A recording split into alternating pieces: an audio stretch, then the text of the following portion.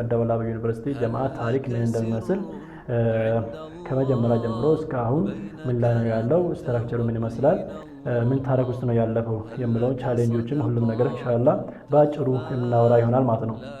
ይሄ ጀማዓ ለመጀመሪያ ጊዜ የተመሰረተው 1999 ነው።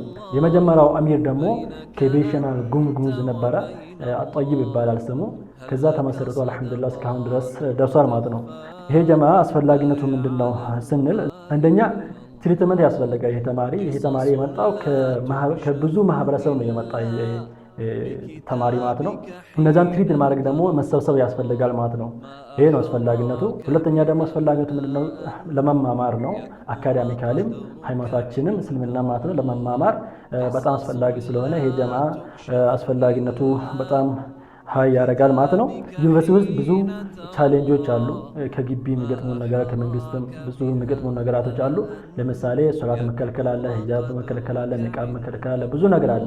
እነዚህን ሶሉሽን ለመስጠት ይሄ የሙስሊም ተማሪዎች አንድ ላይ ተሰብስቦ ይህንን ለማቅረብ ሶሉሽን ለመስጠት እና መብታቸውን ለማስጠበቅ የምሰበሰቡበት ነው ማለት ነው። ይሄ ጀማዓ አስፈላጊነት ነቢያችን ሰለላሁ ዐለይሂ ወሰለም እንደሚሉ አለይኩም አልጀማዓ ጀማዓ እናንተ ላይ ይሁን በጀማዓ ሂዱ ይላሉ ነብዩ ሰለላሁ ዐለይሂ ወሰለም።